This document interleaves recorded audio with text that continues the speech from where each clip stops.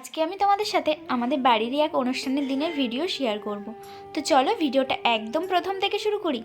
আগের দিন রাত্রেবেলা আমি চোখে কাজল পরেছিলাম বলে আমাকে দেখতে এরকম মঞ্জুলিকার মতো লাগছিল। জানো তো আমি চোখে এই জন্যই কাজল পরি না, কারণ কাজল পরলে পরের দিন আমার চোখের তলাটা এমন কালি হয়ে যায় যেন মনে হয় যেন আমি কয়েক রাত ঘুমাতে পারিনি। সেই জন্য আমি কাজলটা অনেক সময় স্কিপ করে যাই, কিন্তু মাঝে মাঝে যখন শাড়ি পরি তখন একটু পরি। আর এইদিকে দেখো গোসাদাদু কুমড়োটা বলি দিয়ে দিল, কারণ কুমড়ো নাকি বটিতে কাটতে নেই। এটা আমি জানি না মানে ঠিক কেন কাটতে নেই, কিন্তু প্রতি বছরই কি আমি দাদুকে দেখি এটাও এরকমভাবে বলি দিয়ে দিতে। প্রতি বছরই এই দিনটাতে অনেক বড় করে প্যান্ডেল করা হয়, কিন্তু এই বছর আমাদের পাড়ায় কি জানো অষ্টম প্রহর নামযজ্ঞ চলছিল, তাই একদম তিরপল টাঙিয়েই করা হয়েছিল। তারপরে দেখো দুপুর হয়ে গেছে আর গোসাই দাদু কিন্তু পুজোতে বসে গেছিলো। তার মধ্যে কিন্তু আমি আমার সকালে খাওয়া দাওয়াটা কমপ্লিট করে নিয়েছিলাম। জানো তো সকাল থেকে অনেক কাজবাজ করছিলাম, আর বাড়িতে অনুষ্ঠান তাই কি আমি কিন্তু পড়াতে যেতে একদম ভুলিনি, পড়িয়ে টড়িয়েই কিন্তু এসেছিলাম। এইদিকে গোসাদাদু যেহেতু পুজোতে বসে গেছে, ওইদিকে ঠাম্মাও গোসাদাদুকে হেল্প করে দিচ্ছিল। তারপরে এখন হবে পুজো।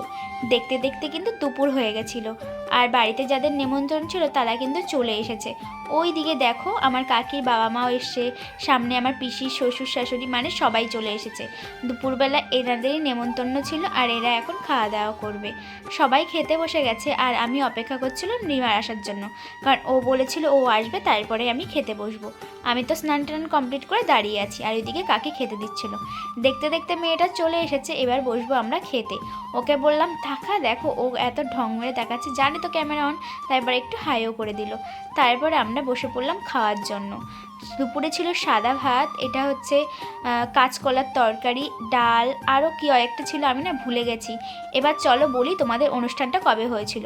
অনুষ্ঠানটা হয়েছিল 26শে ফাল্গুন। এই দিন আমাদের বাড়ি মানে আমাদের মন্দিরের যে উদ্বোধন সেটা হয়েছিল। সো এই দিনটায় প্রতি বছরই বড় করেই পুজো করা হয়, কিন্তু এবছর ভিডিওটা দিতে জানি অনেকটা লেট হয়ে গেছে, কারণ 26শে ফাল্গুন চলে গেছে, আবার 26শে ফাল্গুন আসতে চলেছে, মানে প্রায় 1 বছর হতে চললো। মানে ভাবা যায় আমি এত লেট করে ভিডিওটা পোস্ট করব। তার কারণ কেন জানো, ভিডিওটা আমি এডিটই করিনি, আর প্লাস এডিট করা ছিল শুধু ভয়েস দেওয়া হয়নি। আর আমার এই ভিডিওটা ছিল মেমোরির মধ্যে, আর আমি মেমোরিটা এখন ভরলাম আর দেখলাম যে এই ভিডিওটা রয়েছে, আর আমি ভিডিওটা পোস্টই করিনি। ওই দিকে দেখো আমার দাদুর গায়ে চাদর, তার মানে বুঝতে পারছো যে তখনও ঠান্ডা ছিল। আর এইদিকে আমার কাকি রেগে গেছে, দেখো কীর্তনের দল এখনও আসেনি সেই জন্য। দেখতে দেখতে তো সন্ধ্যা হয়ে গেছে, আর এইদিকে সবাই বক্সটাগুলো ঠিক করছিল। তারপরে আমার ভাই দেখো ক্যামেরা দেখে আমাকে মারতে এসছে যে তুমি ক্যামেরা করবে না আমাকে দেখে, বলেছিলাম না ও লজ্জা পায়। আর এইদিকে রাতের জন্য খিচুড়ি হচ্ছে, খিচুড়ি হবে, তরকারি হবে, আর হবে পায়েস। এইদিকে ঠাম্মারা খিচুড়ি রান্না করছে, আর ওইদিকে দেখো কীর্তনের লোকজন চলে এসেছে। বললাম না তোমাদের যে আমাদের পাড়াতে অষ্টম প্রহর নামযজ্ঞ চলছিল, সেই জন্য একটু কমই লোক হয়েছে। নেক্সট ইয়ার হয়তো আরও লোকজন হবে। অনেককেই নেমন্তন্ন করা হয়েছিল, শুধু আমরা জানতাম যে কেউ কেউ আসবে না, তার কারণ বললাম না যে পাড়ায় অষ্টম প্রহর নামযজ্ঞ চলছে। তো আমাদের যারা আত্মীয় স্বজন আছে তারা তো এসছিল। তারপরে এসে গেছে সঞ্জি, রিমা, বোন, এরা সবাই এসেছিলো। আর দেখো আমি ব্ল্যাঙ্কেটের তলায়, মানে বুঝতে পারছো ঠিক কতটা ঠান্ডা। এবার ওদের সাথে আড্ডাই আর কি মারতে মারতে আমরা কিন্তু খেতে চলে গেলাম।